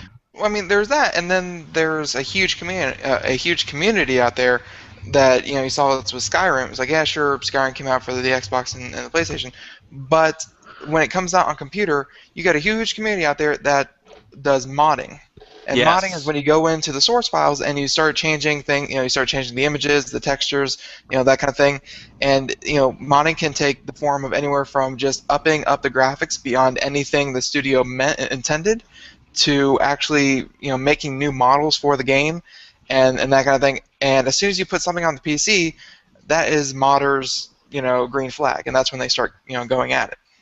Yeah, absolutely. So that's another big pull in terms of why you want to play it on the PC. We had they did, of course. We knew this was coming. I remember telling you guys about Last of Us, which was released actually just about a year ago. Not a bad game. Oh no, it was my 2013 game of the year. Last of Us was just truly intense and just awesome all the way through. Well, of course, it has been announced a remastered version for the PS4. So for those who didn't get the chance or didn't, for whatever reason, didn't want to grace themselves with the best 12 hours you'll ever play in the past 5 years by playing Last of Us, you have another chance with 1080p 60 frames per second, so they claim. I see a lot of people claiming 60 frames per second, 1080p. I have yet to see a game actually pull that off on either the Xbox One or the PS4. That still hasn't happened yet. A AAA title cannot do 60 frames per second, 1080p on these systems yet. I own all of the consoles. We've got the Wii and everything else, and all the PlayStations and everything else. And this is an argument that I get into on a regular basis. I am not a gamer. I'm not even close to a gamer. I'm not even I don't think I would even fall into the casual gamer category. Like, I get a game, I check it out, like, what was it, Battlefield 4. I'm stuck on the same level, the same, like, map to get this one thing. But the difference between me and every other gamer I know is I always play my stuff on the ridiculously hard setting first. But yeah. One of my guys is like, oh, no, my PC rig is so much better. And I'm like, seriously? And they start telling me about their graphics card and all this other stuff. And I'm like, seriously? Like, like you guys are the ones who still have desktops. Ah, I get it now. And I think you guys are the only ones. So what is it? So now, Ben, you have given me the true reason as to why PC gaming reigns supreme, and it's simply because I can hack the crap out of this game now.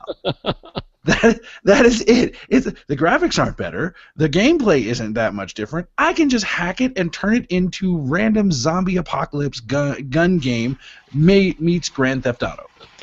I mean, which, by the way, tell me that wouldn't be awesome if all of the AI in Grand Theft Auto were suddenly zombies. Can do, and it probably will do. I mean, but the thing with, like, let's say Skyrim, one of the biggest things with that game, yeah, it was beautiful when it started, but when modders got a hold of it, they turned the texture pack, they just turned the textures into like 10 times better. You could see the dew on the grass, and if you zoomed in close enough. And then when they took it out, you could see the individual pine needles on all the pine trees all over the place.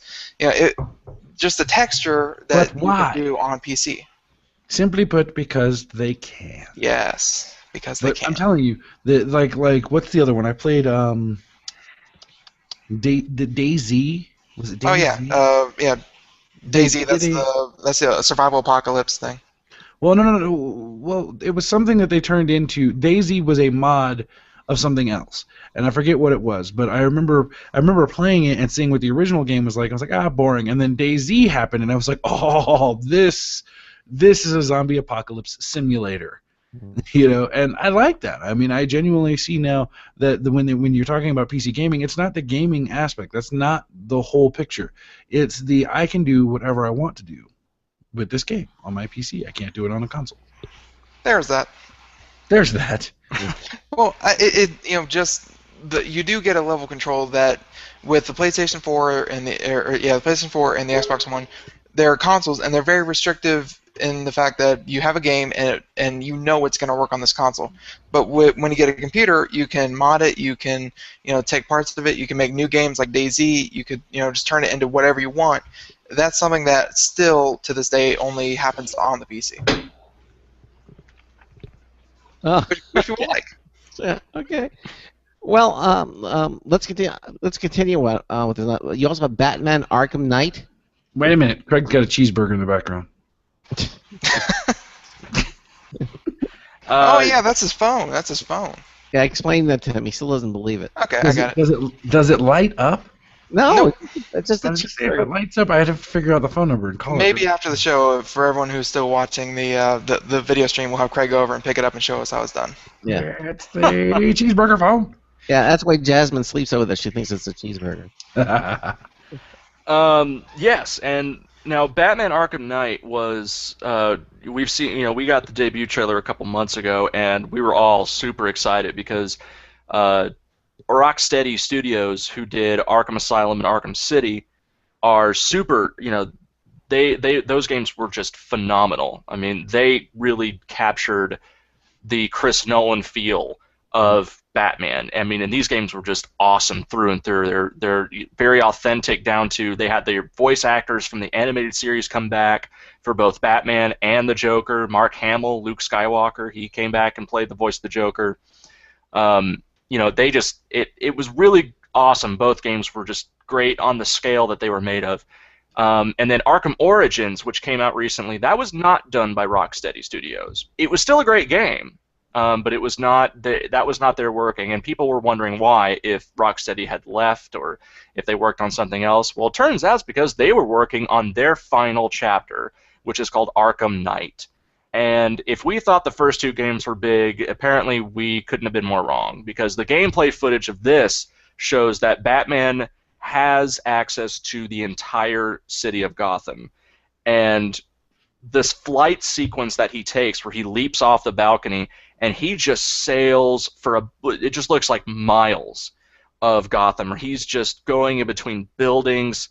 I mean, it just goes on forever, and I really want to know how big this city is, because part of me is thinking it might actually be bigger than San Andreas in Grand Theft Auto, and Grand Theft Auto is huge. This Gotham City appears to be even bigger, and then even more so, as soon as he lands, he gets his Batmobile. You actually get to cruise of your own free will throughout all of Gotham in the Batmobile, which is even more. It's just like, oh my, I get to be Batman. I get to do everything that Batman can do. Well, Charles he's Batman. I get to do everything cool that I'm Charles Black can do. Black Man. It's like, this gameplay trailer is my favorite for many reasons, but I would definitely say this got me so pumped for Arkham Knight, because the CG trailer was really cool and it showed off the things, but it didn't show us anything new except for the Batmobile. Now this actually shows us in-game footage, and it looks gorgeous. Oh, Gotham City it's dark, it's depressing, it's raining, it's just a sad city that's just run by corruption. You can feel it just by looking at the screen, and just Batman's ability just to wreck shop on everyone. Like, it was such a great gameplay video to watch, and I highly suggest you guys look it up, because it got me excited, just the idea of being able to have all this new Batman action too. And as they say, it's going to be a great final chapter to this series. I'm looking at this one, it's the Batman. Which one? Arkham Knight. Two questions. One, do you know who the main protagonist is for this? For this one. Batman? No, antagonist. I'm sorry, antagonist. The Scarecrow. I want to say what I meant. It's Scarecrow. Scarecrow. Okay. And second question: when is Superman gonna pop up? Well, that's the movie Batman vs Superman, which is the upcoming next sequel. He's not gonna be in the game. It'd be funny to see if he did a cameo where he comes in, he flies in and goes, "Hey Batman, need help?" And he goes, "No, I got it." All right, cool, and then just flies away. I think they're saving Superman for his own video game. At least that's how I'm sure they'll release some crappy game that's Superman and Batman in both in one. Well, do you think? I mean, what's his name's playing the new Batman? He's Ben Affleck. Ben Affleck. You know, you think he's gonna? You think he's gonna? Have you seen any of the trailers or anything yet? Because I have not. No, there's been no footage. There's only just been a shot of him in front of the Batmobile, and that's it. I mean, he's a great actor. He's also a really great director. I don't judge him simply because it's like, oh, I would never expect a pretty boy to be Batman. It's like, look, I don't think many people could see Christian Bale as Bruce Wayne, but he pulled it off. You know what? Give Ben Affleck, give him a shot, and we'll see what he does. I mean, no, I'm Batman. Yeah, just as long as he doesn't do the stupid Batman voice, I'm fine. But I'm not wearing a hockey badge. At the very end, but okay. So Scarecrow, that's a good villain. Yeah. All right, we're at the bottom of the hour break. We're going to continue on with what Sony revealed. I don't know if we're going to have time to get to Nintendo and Electronic Arts, but we're going to get there. At least we're going to talk a little bit about it. Okay. This is the Computer America Show on the Blog Talk Radio Network, on the Boost Radio Network, and the IRN Radio Network. We will be right back. This is a special alert to all Americans who own a vehicle with less than 120,000 miles with an auto warranty about to expire or no warranty coverage at all. Due to a decline in the economy and major car companies filing for bankruptcy, Cover America Auto Care has announced revolutionary, inexpensive mechanical breakdown coverage that is now available to the general public to save consumers thousands on auto repairs. An open phone line has been established for drivers to call who own a vehicle that is less than 10 years old for a free 5-minute quote and to see if you qualify. The number is 800-483-2514. Drivers who are covered with this auto protection will not have to pay for a covered repair again. This is the auto coverage now sweeping across America at a fraction of what dealerships charge and is now available to the public by calling today. The number to call is 800-483-2514. 800-483-2514. That's 800-483-2514. Don't complain about your cable bill going up and up and up. Do something about it. Grab a pencil and jot down this special number. 1-866-663-MyTV. The more cable TV rates go up, the better digital satellite TV looks. So, disable the cable and get more of your favorite channels in 100% digital quality for less money. Call 1-866-663-MyTV right now to sign up for packages starting as low as $19.99 and up to 4 rooms. And there's no equipment to buy. That includes your free HD TV upgrade, your free DVR upgrade, and your free professional installation. And the best part, the pristine digital picture and sound. Call 1-866-663-MyTV. So, what are you waiting for? Pull out your major credit or debit card. Call 1-866-663-MyTV. 1-866-663-MyTV. Disable the cable, cut costs, and get more. Call 1-866-663-MyTV. 1-866-663-MyTV.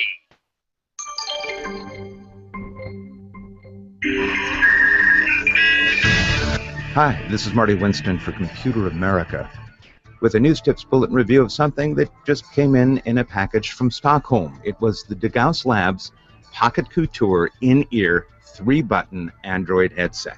Cool. The earpods wear little rubbery hats. So overall, they are sitting more completely inside the ear canal than most earbuds. They are sensitive. A handset can drive them to really too high sound levels. When they're overdriven, they distort a little, and a wise or wary user can take that as a sign of hearing under threat. The sound reproduction is good, but less than audiophile. The best headphones step out of the way of listening, but these always seem to make their presence known. It's compromised for perfectionists, but not a big deal for most people. The mic side is more of a compromise. When we called our landline voicemail, the audio quality was a bit muffled. Not unintelligible, but not remarkably clear. Bottom line, most Android mobile gear users will find the DeGauss Labs Pocket Couture in-ear 3-button Android headset a satisfactory choice. This is Marty Winston at the News Tips Bulletin for Computer America. Marty dials into my brain. Does that not hurt anybody else's ears? Can you tone that part down just a little bit? It reminds me of my childhood when I had to dial into the internet and I kicked everyone off the phone. Oh, Yeah. I could just hear it. And get off the phone. You didn't even talk to them. Anyway, welcome back to the Computer America Show. We are 33 minutes after the hour in the second hour of our All Gamer Tuesday show. It's me, me, Craig, Grayson, and Pickled Chipmunk. We're all kind of doing our thing. We're talking about PC gaming. I think we left off on the Batman one, and we were talking about Ben Affleck becoming Batman, and I'm still not really sure about that one. Well, look, when I heard, who was it, the first Batman, the comedian, and I couldn't believe that he was going to be Batman. Michael Keaton? Yeah, Michael Keaton, Wait, what? What, you didn't like Michael Keaton? Michael Keaton was the best Batman. I'm saying, but when I first heard Michael Keaton was going to do it, I couldn't believe it. I said, what? I didn't see him, but he did a terrific job. You have to give people a chance. Now, George Clooney is Batman. Did you say Adam West was the best Batman? Because I think that's what you said. No. I think you misunderstood Craig. No, I said Michael Keaton was a good Batman. I heard Adam West was best Batman, so I agree with you. What's that you say? What's that you say, Ben? That George Takei was the best Batman ever? What was that? And there was Val Kilmer did one, which I didn't think he was very good, and then George Clooney, which was terrible, and then of course we got the Chris Nolan Batman, which was terrific. So I think which one was Chris Nolan? No, that's the director. He's the director. Oh, I was like, wait, who's Chris Nolan? I mean, are you talking about this? Who was Chris Nolan's Batman though? Was it Christian Bale? That was Christian. Yeah, it was Christian Bale. I Christian Bale did okay, but there's a reason that he only made it to 2 movies. Yeah, 2 or 3. Was it 2 or 3? 3. Yeah, just saying. And then Val Kilmer got 1. George Clooney for got a good reason. 1. Yeah, right. Michael Keaton. How many did Michael Keaton do? 2, 3? Keaton did 2. Okay. So wait. So are we saying Christian Bale has the most Batmans? Yeah. Yes, he does. That's why I'm wondering why you're saying the things that you're saying. Well, I don't like Christian Bale. I just think he was a little too far over the top. And I'm sorry. There's never going to come a time where I can watch a movie with Christian Bale in it and not see American Psycho. Just it's never gonna happen. Like I expected at some point for him to be like, Huey Lewis in the News. They're just such a fresh and refreshing sound. Now I'm Batman. Like what? It was just totally like I will never be able to see it beyond that one. I think Ben Affleck, may have to give him a chance. I mean, he's a good actor, and You think he'll surprise us? yeah, I think Did you know that all the total Batman, all the movies, gross a total of $1,900,000,000? It's a lot of money. I didn't know that. How much of that did you get for promoting it? I get a portion of that, which is probably around 0. But Around it's zero? the 5th highest grossing film series in North America. So Yeah. What's the first highest? no idea. Titanic. Got it. But I'm obviously there's going to be with him and with Man of Steel, the current Superman. I think it's going to be a very good movie. I just hope they keep the raspy voice. They need to keep that and amplify it. Exactly. Well, he has that voice just to strike terror into the hearts. See, but that didn't make sense to me because he's a mass vigilante. Why would he be so over the top and dramatic when he's obviously trying to hide his identity? Exactly. Well, he hides. He should be reserved. By changing his voice, he hides his identity. Right. Because I'm just saying. Totally got that one. I'm just saying we have facial recognition that would recognize him just from his nose and his mouth. Oh gosh. Well, we would know who he keeps was. it under wraps. I think Target the supermarket would know who Batman really was. we need to get back to E3, Gray. Do we? Oh yeah, we do. And if you guys want to. anything more about the Arkham Knight before we move on? For the sake of time, no. It's just It was a very exciting trailer. Look at the gameplay footage. It will get you excited. Okay. So, quickly moving on. PS4, Sony also bringing in the indies. Very happy about this. They actually had 5 indies to show off, which I was super impressed with. All of them looking very, very interesting. I picked 2 that I was very happy, or that I was really surprised by. One is called Abzu, which is an underwater type of exploration kind of game. It was vague on the details. It appears to be some kind of love story. But it's in the underwater world. It was very fluid, to not be too much of a pun there. But it was very interesting. I was definitely impressed by it. And then the one that I'm really excited about, and I actually played an hour of this because you can buy this game right now for $10 on the PlayStation Network. It's called Entwined. And it is actually another love story where it's two entities that look like beams of light, and they can never touch. They can't connect because if they do, they kill each other. But if they drift too far away from each other, they also die.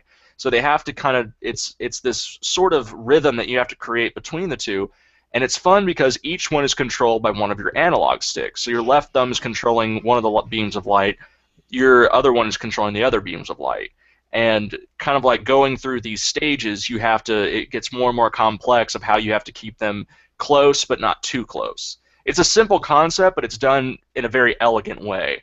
And I'm only gotten about 2 levels in, and it's a lot of fun. It brings about that rhythm fan in me when I used to love Guitar Hero and Rockstar and that sort of thing. Their surprise announcement. So Microsoft had Phantom Dust. What did Sony have? It had something that got me so excited. My pants fell off. I ran down the hallway, and I just could not have been. I was screaming for a while. I loved this announcement. I could not be happier. They showed a picture of Tim Schafer, the legend himself, Tim Schafer. If you don't know that name, you need to do a history lesson in video games. Tim Schafer is the mastermind behind the Monkey Island series and Grim Fandango. These are these exploration strategy humor games that are absolutely some of the best games I've ever played. They're so funny, so much fun to play. But this was 15, 16, 17 years ago, and they announced that they're doing a remastering of Grim Fandango for the PlayStation, and I lost it at this point. I said a lot of just amazing things, and I could not be more excited about this. For those of you who don't know what Grim Fandango is, it is basically it's a hysterical film noir about what happens to people after they die. And it's basically like you die and you go to what essentially is purgatory, and it's this really funky, hip film noir jazz bar. And you get to talk to all these interesting people, and you find out there's some crime happening. There's a detective. I'm doing it a disservice by describing it this way because it's so much fun. I loved this game when I was a kid, and I could not be happier to see that it's coming back. Right. So I tell everyone, if you just look up the wiki for Grim Fandango, and you will see how awesome of a game this is. Okay. It is totally worth it. Now, this was all good and well, and then here's where we hit the middle. So they bring out the new CEO, Sean Layden, and he just starts throwing numbers at us. He starts talking about how many downloads the PlayStation Network has, how many times people have shared video things, how many games have been downloaded digitally, just all these numbers at us, and it's basically Sony tooting their own horn, which for a conference is fine. That's what you want to do, show your strength. Unfortunately, this doesn't do anything for any of the crowd. We don't care about these numbers. I understand the importance of them. I understand that this is great for you, that it shows that you're doing a good job. But at the year's biggest conference, when you have your biggest titles to show off, this is not what you need to be spending time on. It again starts to get worse because all of a sudden he brings up Project Morpheus, which is their virtual reality competitor to the Oculus Rift. This is a big piece of hardware, and we don't know much about it. We know it exists. We know it's coming out, and they have big plans for it. He talks about it for 5 seconds. He basically just tells us, yeah, it exists. That's all you need to know. Leaves it, drops it. What does he go on after that? He mentions the Vita, PlayStation Vita, which is their handheld. And remember, Microsoft doesn't have a handheld. This is something that PlayStation has over Microsoft. They don't have it as well as Nintendo, but they have it over Microsoft. This is something they need to continue supporting. What do they say about the Vita? Not really much. All they say was, you have about 100+ titles in development for it. So essentially, you confirm that it exists and that you are supporting it, but you didn't tell us any compelling reason why we should get a Vita. So pretty much they just said, hey, yeah, there's a Vita. Let's move on. Yeah, pretty much. Here's where they spent more time on. They decided to spend some time talking about the PlayStation Camera, which essentially is the the Kinect competitor. And they said that they were not prepared for the amount of support they had for it, which is true. I still can't get a PlayStation camera. It's still sold out. I mean, I understand that it's a good optional piece of hardware, and that it's good for them. They like bringing things up that can also be masqueraded as a jab to Microsoft. And the key point was saying we were unaware of the demand for an accessory that the gamer has the choice to buy. Keyword being choice, something Microsoft did not give when the Kinect was first announced. So, did that have any sort of importance to it? Not really. Like I said, he brought it up, he talked about it, gave it support, and then continued. The problem is if you're going to spend time talking about hardware, you need to show us why you're spending time. You only have 90 minutes. That's not a long time, especially when you're devoting 45 minutes, an hour to actual gameplay footage. Show us the reasons why we should be hearing about Project Morpheus. Why should we know more about, the PlayStation camera? Why should we care about the Vita? These are the things that they need to be showing, and they didn't do that. What they spent the most time talking about, in terms of hardware, was called PlayStation TV. And it's this idea, it's this little box that is going to be a separate peripheral. It's $99. And through this box, you will be able to purchase backwards compatible games. So this is the means by which you'll be able to buy PS3, PS2 games. On top of that, they're also launching a separate TV service that will be hosting television content that you can only get on the PlayStation. You will not find this on Hulu, Netflix, or Microsoft. This will be content that will be shot and published specifically for PS4. And they first announced Powers. Powers is a graphic novel based on these a group of kids that get superpowers, and they're going to be adapting the graphic novel series into TV. Now that's great and all, but what does this have to do with video games? Short answer, nothing. This is nothing about video games whatsoever. And the real problem, what they did, or at least that I had issue with, a lot of people had issue with, was this is what destroyed their rhythm. They had a great rhythm showing off these great games that looked like they were building and building, getting towards something, and then all of a sudden, boom. We just drop it completely. We start talking about hardware. Now, if you want to bring up hardware, that's fine, but devote the time and resources to make it matter. Don't just throw it out there, because then you're just wasting time, and that's what it ended up being. This 20 minutes that they had Sean out there talking, no one cared. All we wanted was more games, because none of us, this wasn't going to change our life, this wasn't going to do anything. So this is what killed them. Well, it didn't kill them. What it did was, this is the reason why they had the least impressive E3 of all three. Was they had something good, and then they killed their pacing, and they didn't give us enough reason to care about this hardware. B- is what you gave them. The final grade being B-. Now, like I said, they did end strong. Their mic drop was what I was waiting the entire conference for, Uncharted 4. And we finally got to see. We didn't see gameplay footage, but we did get a interesting CG trailer showing off kind of where the series is going. And the subtitle is A Thief's End. So we're very much flirting with the possibility that our beloved Nathan Drake may meet his end in this Uncharted, if that is what is to end up happening, which would be a tragic but great end for Nathan Drake, I think.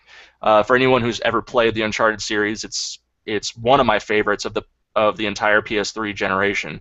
Uncharted was just, Naughty Dog does amazing stuff. Last of Us, was their latest entry, but the Uncharted series, also by Naughty Dog, was some of video game perfection. It really was. So I'm super, super excited about Uncharted 4, and it was great to leave on that note, because that showed us yet another reason to be excited with not only just a great game, but a PS4 exclusive. And it's always impressive to me that even after 3 games, they still can have Naughty Dog and do these exclusives. That's what really impresses me. It's like they keep these parties around long enough that because they like working with Sony. Sony knows how to work with third parties. That's their biggest advantage. It always will be. Microsoft, they want to, they have rules and regulations. Nintendo's just impossible in terms of third party. And that's just across the board. Every developer I've talked to who's had to do stuff with, who's wanted to do games with Nintendo has always hit wall upon wall upon wall because they have such strict guidelines that it just doesn't become, it's not fun anymore. And your game ends up becoming vaporware that no one ever plays because you had to go through so many sacrifices and hoops. You don't have to do that with Sony. Sony is very, very flexible. And that's one of their biggest advantages that they're going to have to build this year, not just on the big end with the third parties, but also with the independents. And they're doing a great job. They showed off 5 really cool games, and I hope that continues. I want that momentum to continue because the independent market is growing. And that's where the real game innovation is coming from now, is from the independent market. The AAAs sell, you push systems with your AAA, but the independent is where you find real innovation in games now. Mm-hmm. So they will need to really just continue that momentum over the next year. But unfortunately, in terms of E3, I gave them a B-. So what's happening with Nintendo? Wait. What? Yes. Before we get into that, I just got to say we have like 10 minutes, and if you haven't noticed, we spent an hour on Microsoft and 15 minutes on Sony. So 10 minutes would not do Nintendo justice. Mind if I ask a couple questions of the highlights real quick? Sure, go for it. First one, and this is actually part of your point 4, but this is one I actually saw when it first came out, just poking around, I found the video. It was the teaser for Star Wars Battlefront. Yes. So what a weird teaser. In that they showed nothing. Yeah. So yes, during the EA conference, they led off with a 3-minute behind-the-scenes talking about Star Wars Battlefront. So DICE, the developer who's working on it, is working on Star Wars Battlefront.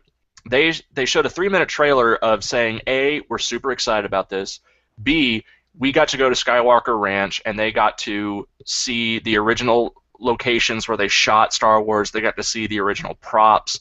All this stuff that just screams and breathes Star Wars. And 3, we're not going to show you any footage from the game whatsoever. And they didn't. Yeah. They showed about 3 screenshots worth, nothing of which showed any action. It wasn't anything worth getting excited about. It was exciting to see that they're working on it, but it was disappointing that they had nothing to show because they announced this last E3 saying that they got this.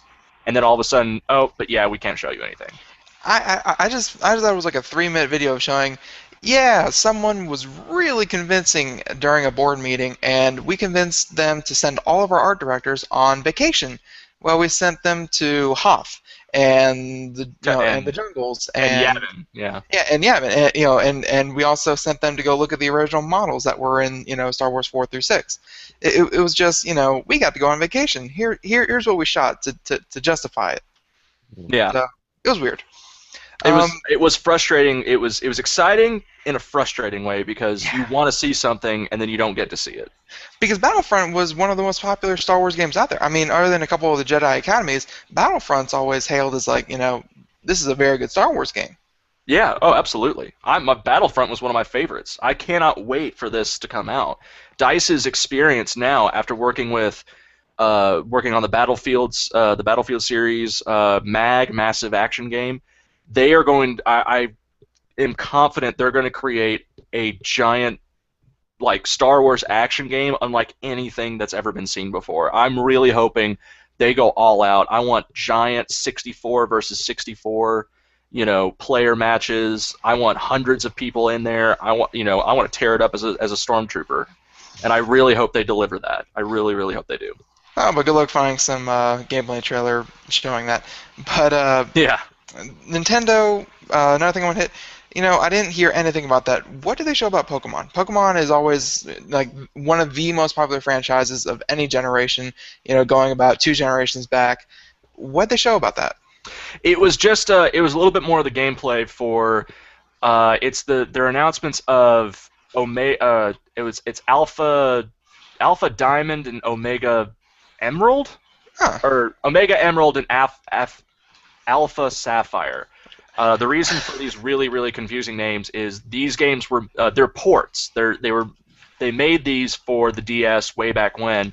they are now getting the 3DS treatment. They're getting an upgrade in graphics, resolution, all this stuff. But to be fair, to let everyone know, these are going to the 3DS. These are not on the Wii U games.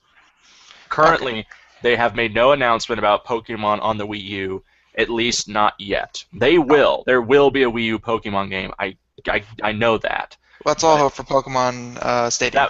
That was their only big announcement for the Pokemon. The other big announcements were the ones they really wanted to show their attention to. Now, I'm going to tell everyone this because I understand, these conferences can be long. Now, Nintendo's was only 45 minutes long, and I want everyone out there, if you are interested, I highly encourage you to actually watch the entire conference. And I say this because it was not a conference. It was a Nintendo Direct, which means this was all pre-recorded video. And they designed it to be fun and goofy. And when I say that, I really mean fun and goofy, because in between every game that they showed off, they had skits that were actually animated by the people who do Robot Chicken. Yay! And Robot Chicken actually got to do these miniature little skits with Nintendo characters, and they got to poke fun at all these funny things about the different Nintendo characters. And it's actually entertaining. It's really funny. It has nothing to do with the games, but it's still funny.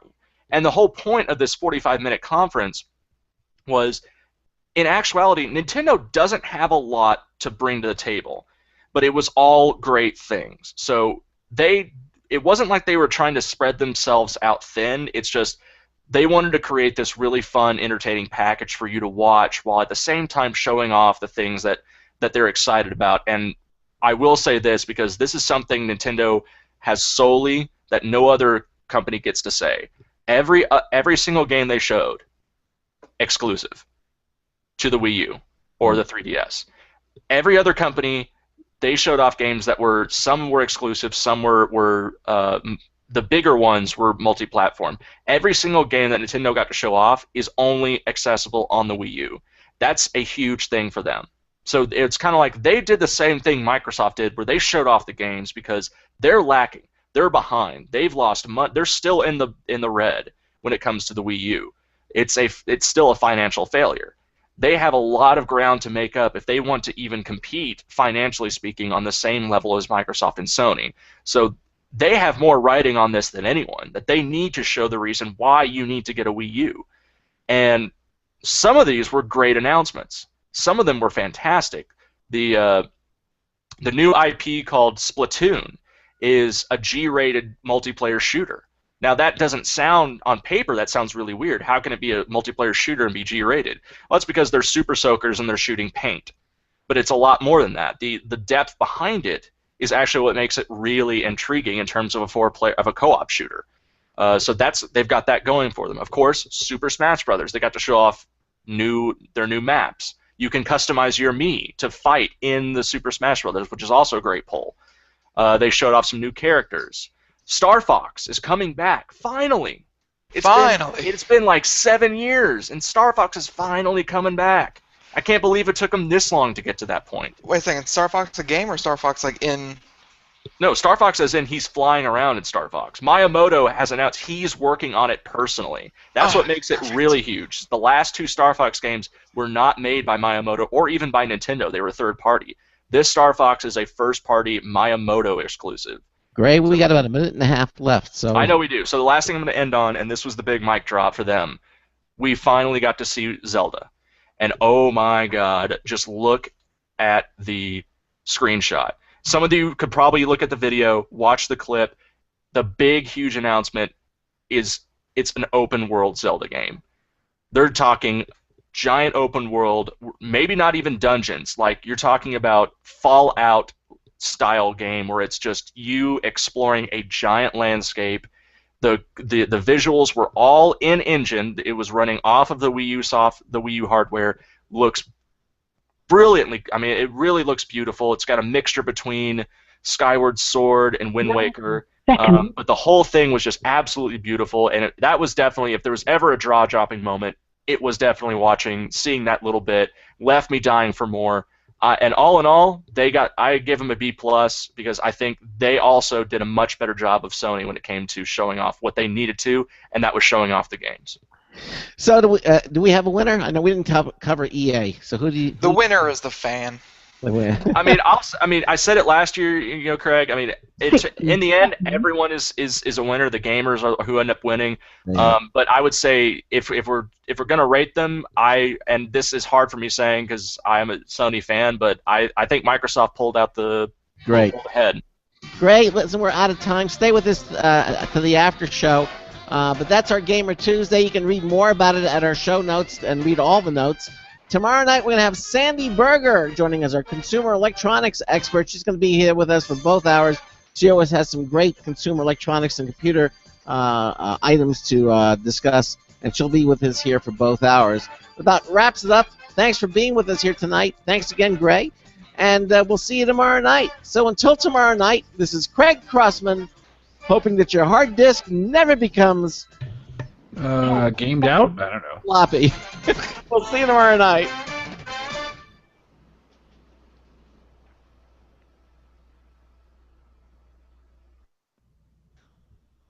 Thank you for using Blog Talk Radio. Goodbye. All right, so we're finishing our hangouts. We're going to finish that. Thanks everybody for hopefully you enjoyed it. Gray, thanks again. It was a lot never enough time, but man, that's always fun.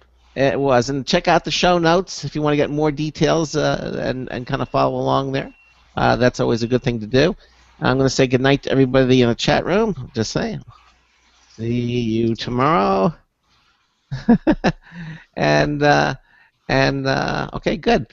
All right. Well, listen. Thanks again for watching the Hangouts, and we see, was that Zach and Molly over there?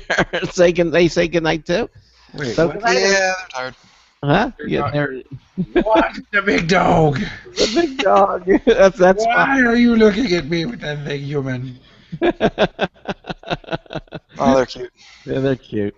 All right, everybody, good night. We'll see you tomorrow with Sandy Berger. Hey, look at that dog. He's kind of shaggy, too. Yeah. Oh, wait, that's Ben. It's Ben, right?